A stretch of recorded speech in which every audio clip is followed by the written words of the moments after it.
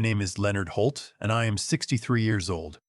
I say that because what I am about to tell you is the kind of story people hear and immediately think he must be confused.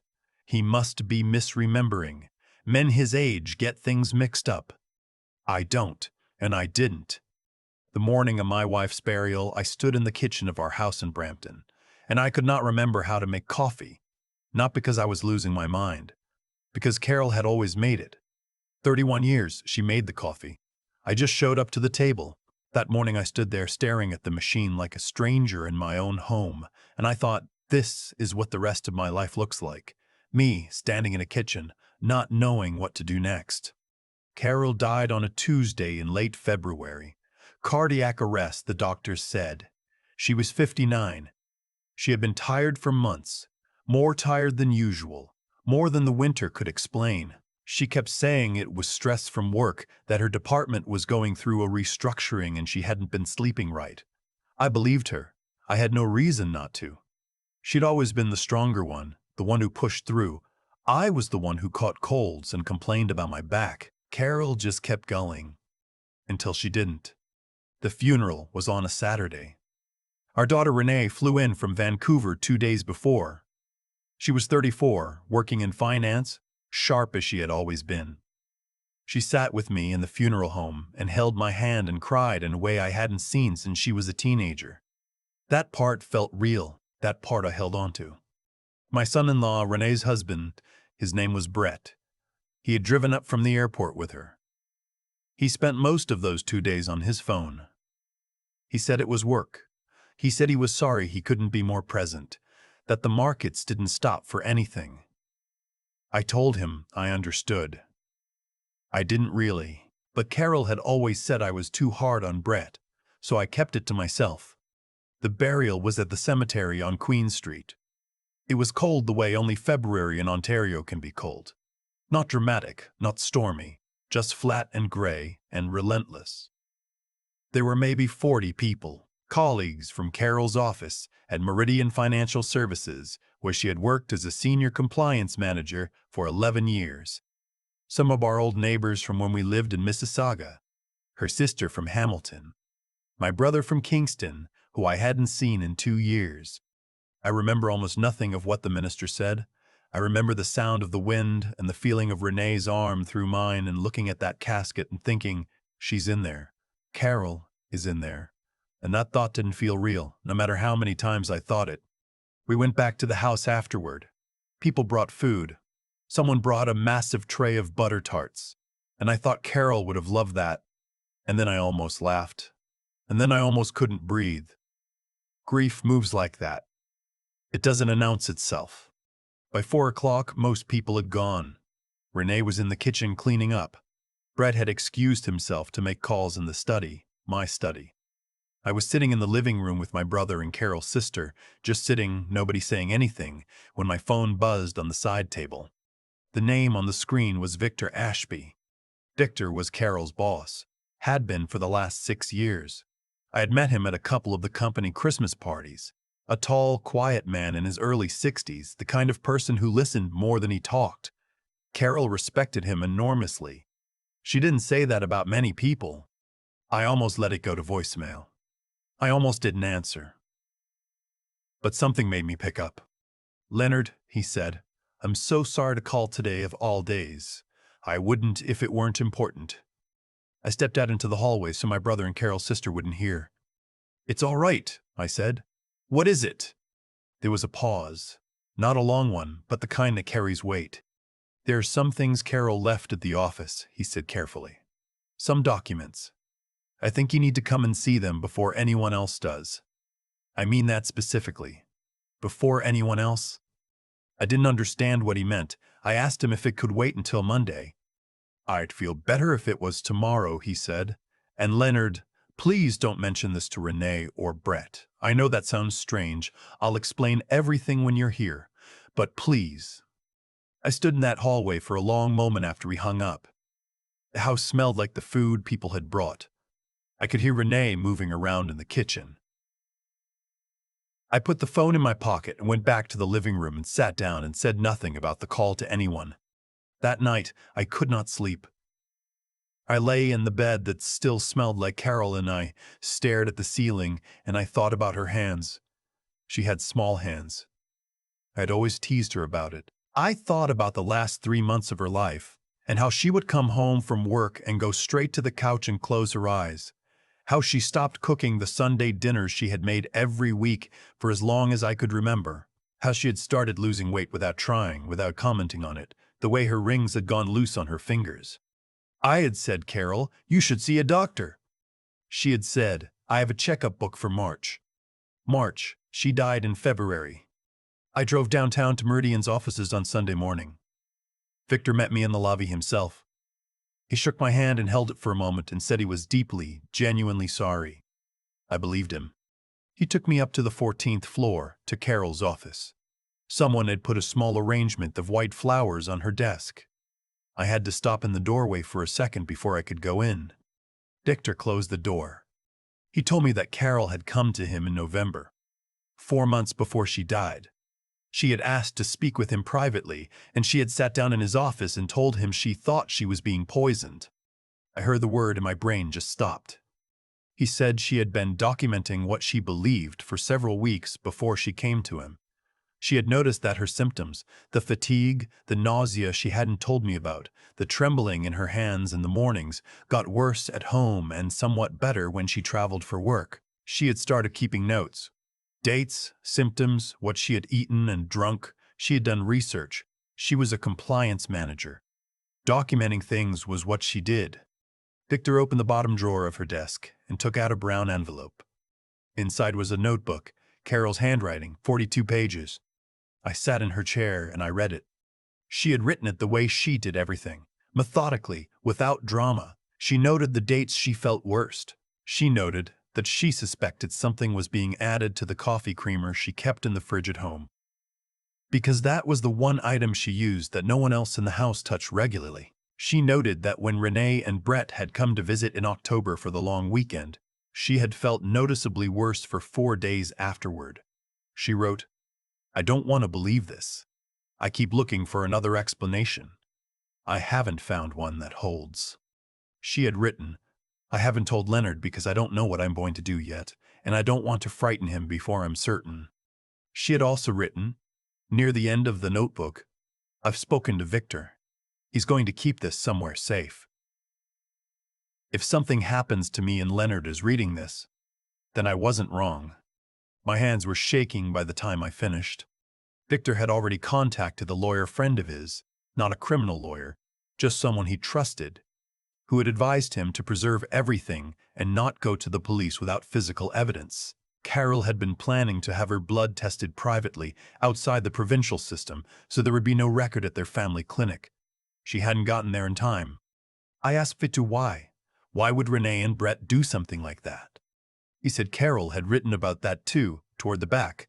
I had missed it because I was still in shock from the first half. I went back to the notebook. Carol had found out in September that Brett's company was in serious financial trouble.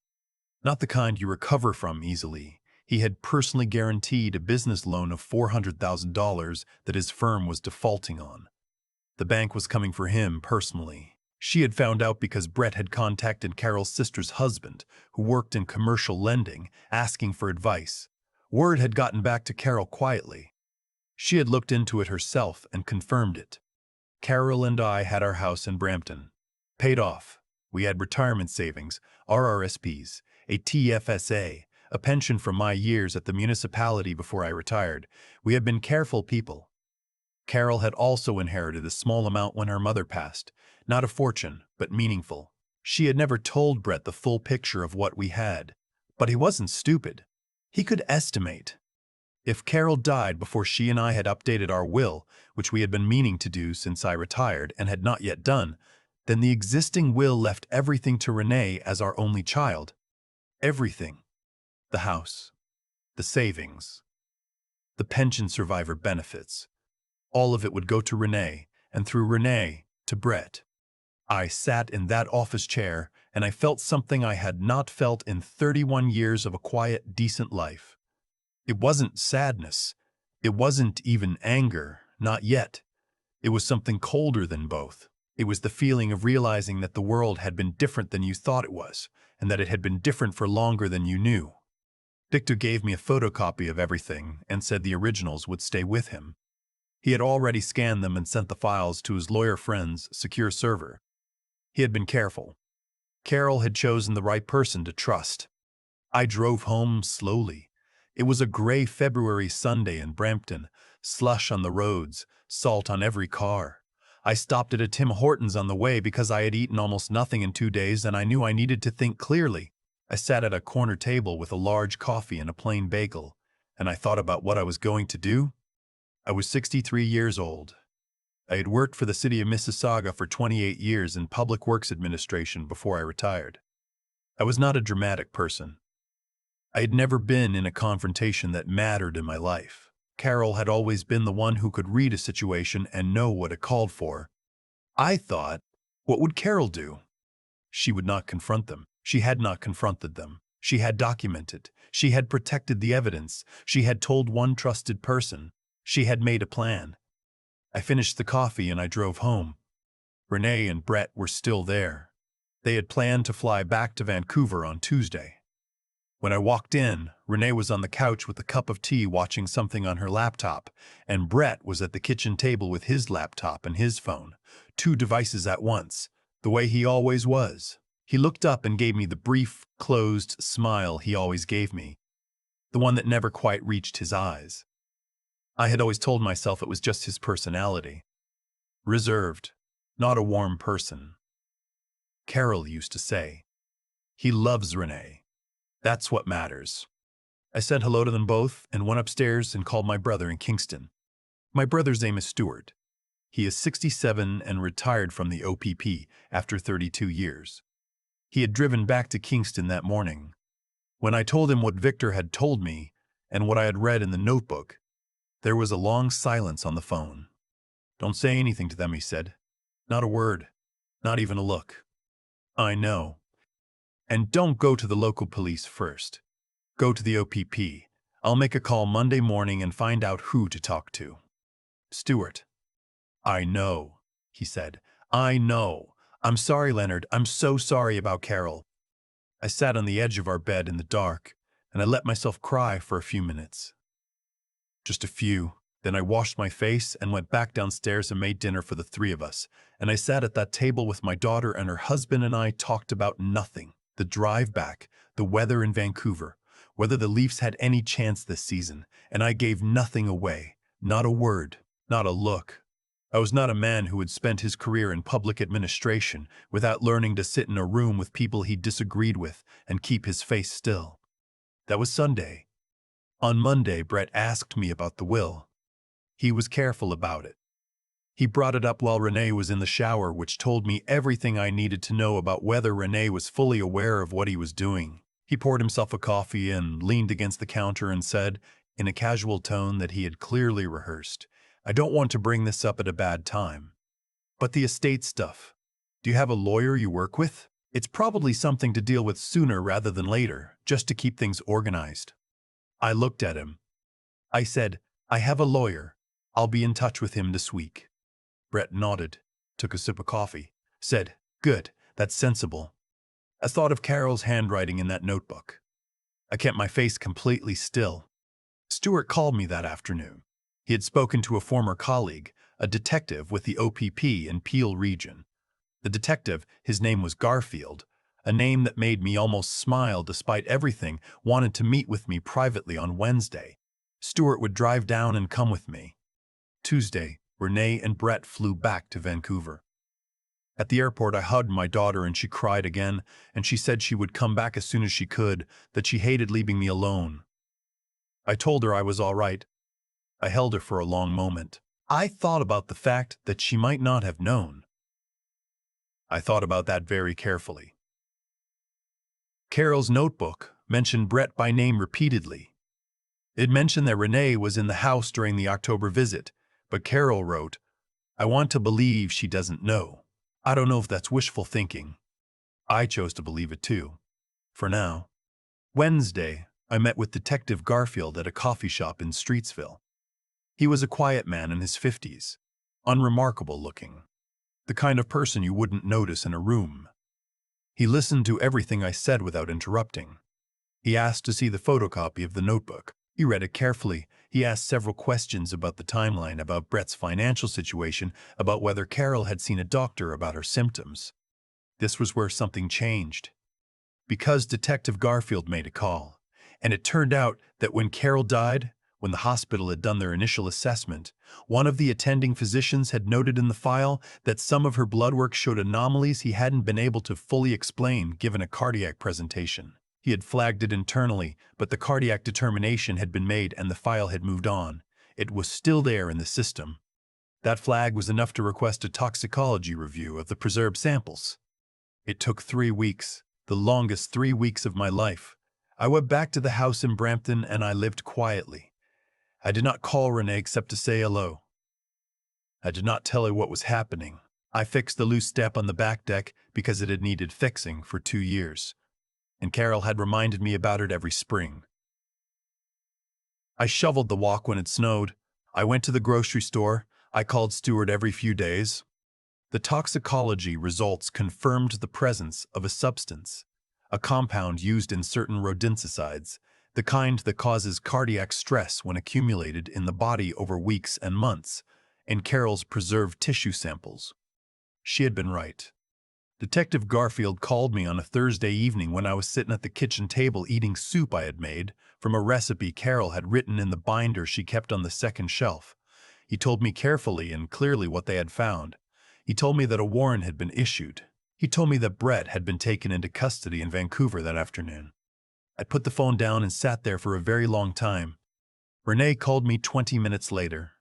She was not crying. Her voice was hollow in a way that I recognized, the way Carol's voice had gotten hollow toward the end, and I understood in that moment that Renee had known something was wrong. Not everything, but something. She said, "Dad, what did he do?" Not a question, a statement. I said, "Come home, sweetheart." She flew back the next morning. Brett's trial was 14 months later, in Brampton, at the courthouse on Ontario Street. I had been there many times over the years for jury duty and various civic matters. I knew the building. It felt strange to be there for this. Renee had cooperated fully with the investigation from the beginning. She had provided access to their financial records, their communications, everything the Crown needed. She had retained her own lawyer. She had not known about the poison, but she had known about the debt and had known that Brett had been, as she put it to me once over the phone, talking about the estate in a way that made her uncomfortable. She had told herself she was misreading him. She had told herself a lot of things.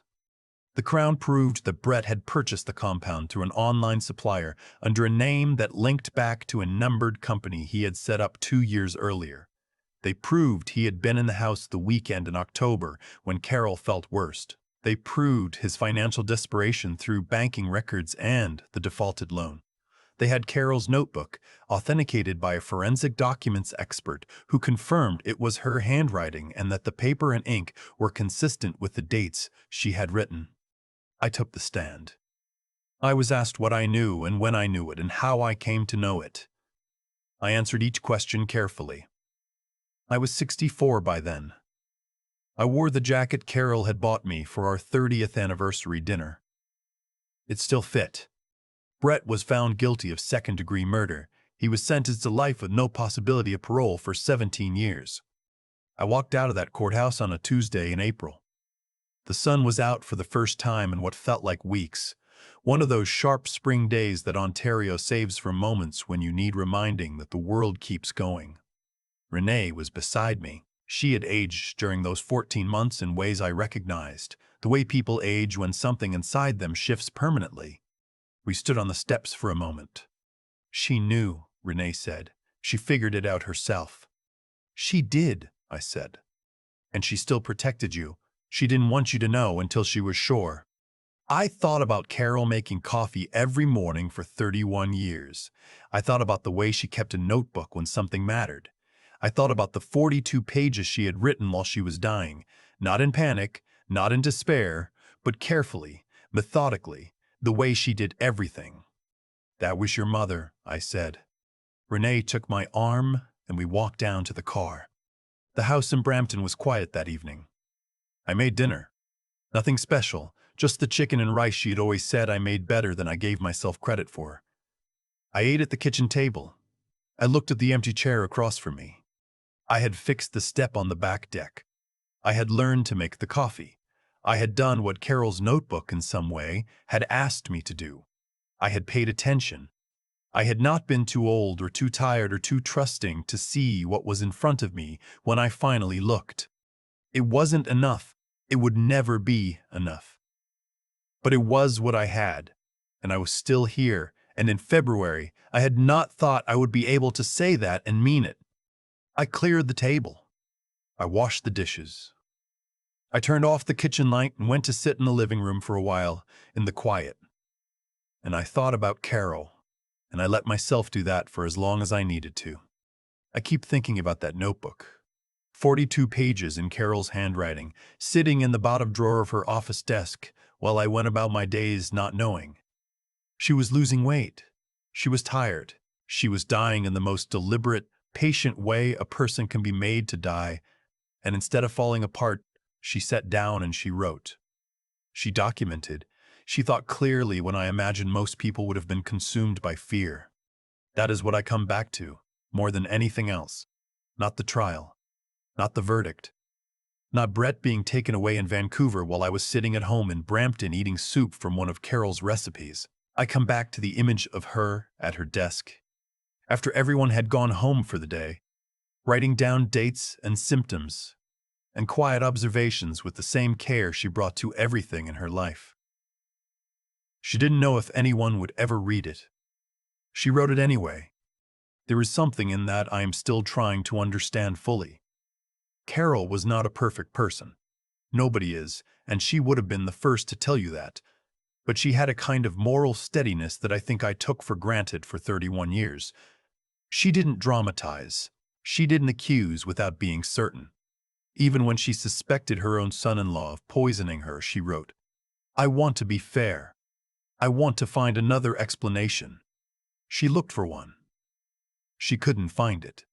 And then she acted on what she knew, not what she feared. I've spent a lot of time in the months since the trial thinking about how easy it would have been for me to miss all of it. If Victor hadn't called. If I had let it go to voicemail. If I had been the kind of man who hears something difficult and decides he'd rather not know. I wasn't always certain I wasn't that man. I'm 63 years old. I spent 28 years in municipal administration approving drainage reports. I am not, by any measure, someone built for this kind of thing. But I showed up to that office. I read that notebook. I sat across from Brett at dinner and I kept my face still, and I called my brother and I did the next right thing, one thing at a time, for as long as it took. I didn't do it because I was brave. I did it because Carol had already shown me the way. She'd left me a map. All I had to do was follow it.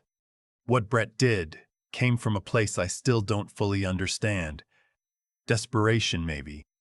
Or a kind of moral emptiness that had always been there, and that the debt just brought to the surface. But what happened to him was not random. It followed, directly and without exception, from every choice he made. The compound he ordered. The weekends he came to visit. The casual question about the will on a Monday morning while Renee was in the shower. Every one of those choices had a consequence. And the consequences found him. That's not fate. That's not luck. That's just the way things actually work, when the truth has enough time and enough people paying attention. I still make the coffee wrong sometimes. I've gotten better, but it's not Carol's coffee. It never will be. Some things you just have to make your peace with. What I know is this. She trusted me to do the right thing when it mattered. She didn't write that notebook for herself. She wrote it for me. And the least I could do, the very least, was be the kind of man who deserved that trust. I'd like to think I was. I'd like to think I still am.